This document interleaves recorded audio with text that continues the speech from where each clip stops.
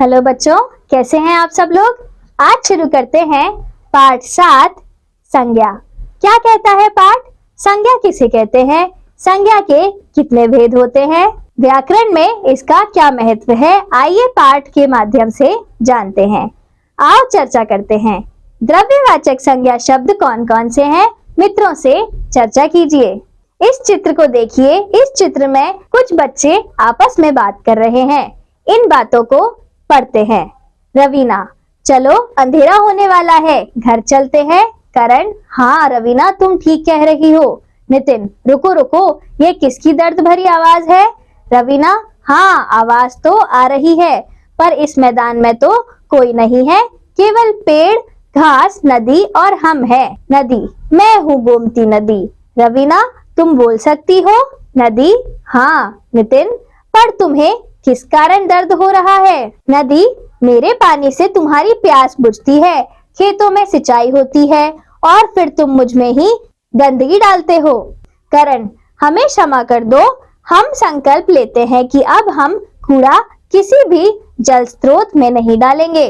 बच्चों, नदी, तालाब आदि से ही हमें जल मिलता है, इसलिए हमें इन्हें गंदा नहीं करना चाहिए। दिए गए संवाद में कुछ नाम आए हैं, जैसे रवीना, गोमती, नितिन, करण। व्यक्तियों के नाम: पानी, घास, कूड़ा। वस्तुओं के नाम: खेत, घर, नदी, मैदान। स्थानों के नाम: अंधेरा, आवाज, दर्द, प्यास, गंदगी, क्षमा, संकल्प। भावों के नाम: व्याकरण में नाम का अर्थ है संज्ञा।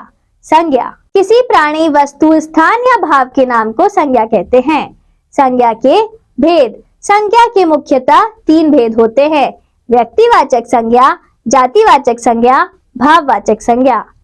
व्यक्तिवाचक संज्ञा: जिस संज्ञा शब्द से किसी व्यक्ति, वस्तु, स्थान का ज्ञान होता है उसे व्यक्तिवाचक संज्ञा कहते हैं। व्यक्तिवाचक संज्ञा के उदाहरण: नेहा, उमेश, सौरभ, लता मंगेशकर, हिमालय, गंगा, भारत, रूस, दिल्ली, जयपुर, मुंबई, पेरिस, रामायण, लाल किला आदि। व्यक्तिवाचक संज्ञाओं के कुछ वाक्य प्रयोग: क, कुतुब मीनार दिल्ली में है। ख, सुभाष चंद्र बोस नेताजी के नाम से जाने जाते हैं। ग, बाल हंस बच्चों की प्रसिद्ध पत्रिका है। दिए गए उदाहरणों में रंगीन छपे शब्द वस्तु, स्थान या व्यक्ति के नाम का ज्ञान कराने के कारण ये व्यक्तिवाचक संज्ञा के उदाहरण है। 2, जातिवाचक संज्ञा: जिस संज्ञा शब्द से किसी प्राणी, वस्तु या स्थान की संपूर्ण जाति का ज्ञान होता है उसे जातिवाचक संज्ञा कहते हैं। जातिवाचक संज्ञा के उदाहरण: लड़की, स्त्री, पुरुष, मानव, इमारत, पहाड़, नदी, फूल, मैदान, राज्य, नगर, बगीचा, तालाब आदि। जातिवाचक संज्ञाओं के कुछ वाक्य प्रयोग: क, टोकरी में फल रखे हैं। ख, जंगल में जानवर रहते हैं। ग, खेत में गाय चर रही है। दिए गए उदाहरणों में टोकरी, फल, जंगल, जानवर, खेत, गाय शब्दों से किसी एक विशेष वस्तु, व्यक्ति या प्राणी का नहीं बल्कि उनकी संपूर्ण जाति का ज्ञान हो रहा है, इसलिए ये जातिवाचक संज्ञाएं हैं। विशेष: अनेक बार व्यक्तिवाचक संज्ञा का प्रयोग जातिवाचक संज्ञा के रूप में भी होता है। जब किसी प्रसिद्ध व्यक्ति के नाम का प्रयोग उसके गुणों को बताने के लिए किया जाता है तब वह व्यक्तिवाचक संज्ञा न होकर जातिवाचक संज्ञा बन जाता है। जैसे क, हमें जेब कतरों से सावधान रहना चाहिए। यहाँ जेब कतरों चोरों के लिए प्रयोग हुआ है। कभी कभी जातिवाचक संज्ञा का प्रयोग व्यक्तिवाचक संज्ञा के रूप में भी होता है। जैसे क, वह पुरी की यात्रा पर गया है, जगन्नाथपुरी। ख, महात्मा जी ने हमें आजादी दिलाई, महात्मा गांधी।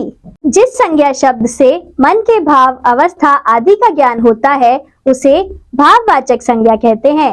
भाववाचक संज्ञा के कुछ उदाहरण: बुढ़ापा, हरियाली, सुंदरता, क्रोध, भय, आश्चर्य, हर्ष, मानवता, ऊंचाई, चतुराई आदि। भाववाचक संज्ञाओं के कुछ वाक्य प्रयोग: खेतों में हरियाली छाई है, बचपन में बच्चे शरारत करते ही हैं, सर्दी के कारण ठिठुरन बढ़ गई है, अच्छाई से बुराई को जीता जा सकता है। दिए गए उदाहरणों में रंगीन छपे शब्द किसी न किसी भाव अथवा अवस्था आदि का ज्ञान करा रहे हैं, इसलिए ये सभी भाववाचक संज्ञाएं हैं। संज्ञा के दो भेद और माने जाते हैं, द्रव्यवाचक संज्ञा और समूहवाचक संज्ञा। वास्तव में ये दोनों भी एक प्रकार से जाति को ही प्रकट करते हैं, अतः जातिवाचक संज्ञा के उपभेदों के रूप में इन्हें स्वीकार किया जाता है। द्रव्यवाचक संज्ञा, जिस संज्ञा से किसी द्रव्य या पदार्थ का ज्ञान होता है उसे द्रव्यवाचक संज्ञा कहते हैं। द्रव्यवाचक संज्ञा के उदाहरण दाल, सोना, चांदी, घी, तेल, पीतल, तांबा, प्लास्टिक, लकड़ी, ऊन आदि। द्रव्यवाचक संज्ञाओं के कुछ वाक्य प्रयोग। दालें प्रोटीन की अच्छी स्रोत है। मुरादाबाद में पीतल के बर्तन बनते हैं। यहाँ लकड़ी के फर्नीचर ही प्रचलन में है। उदाहरणों में रंगीन छपे शब्द द्रव्य पदार्थ का ज्ञान करा रहे हैं, इसलिए ये सभी द्रव्यवाचक संज्ञाएं हैं।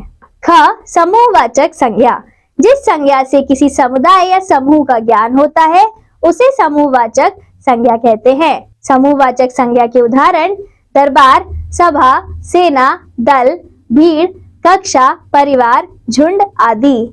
समूहवाचक संज्ञाओं के कुछ वाक्य प्रयोग। क, शहर में सेना की टुकड़ी गई है। अंगूर का गुच्छा देखकर उसके मुंह में पानी आ गया।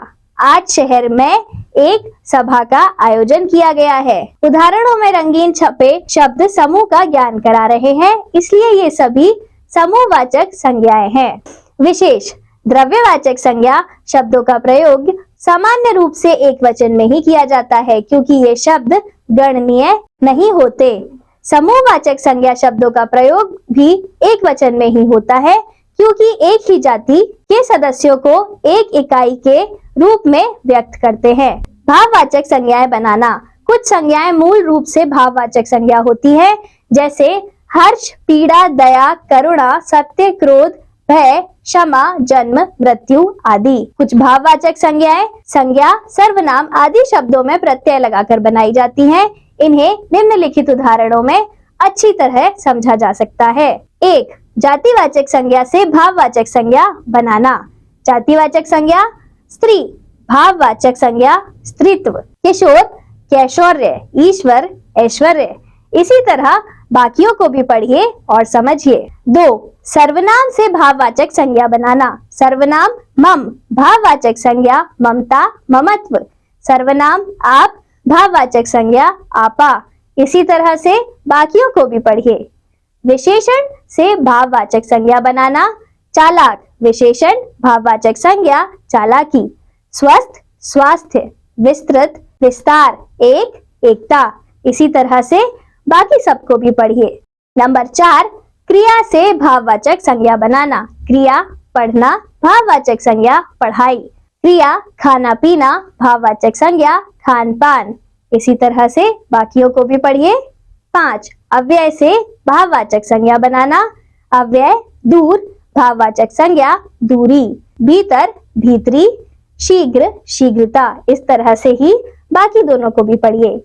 संज्ञा शब्दों के रूपों में लिंग, वचन एवं कारक के अनुसार परिवर्तन होता है, इसलिए ये विकारी शब्द है।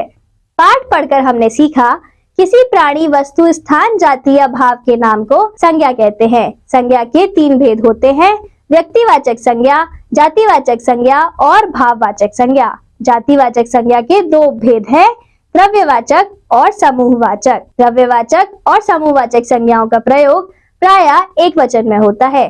भाववाचक संज्ञाओं की रचना जातिवाचक संज्ञा, सर्वनाम, विशेषण, क्रिया और अव्यय शब्दों से ही होती है।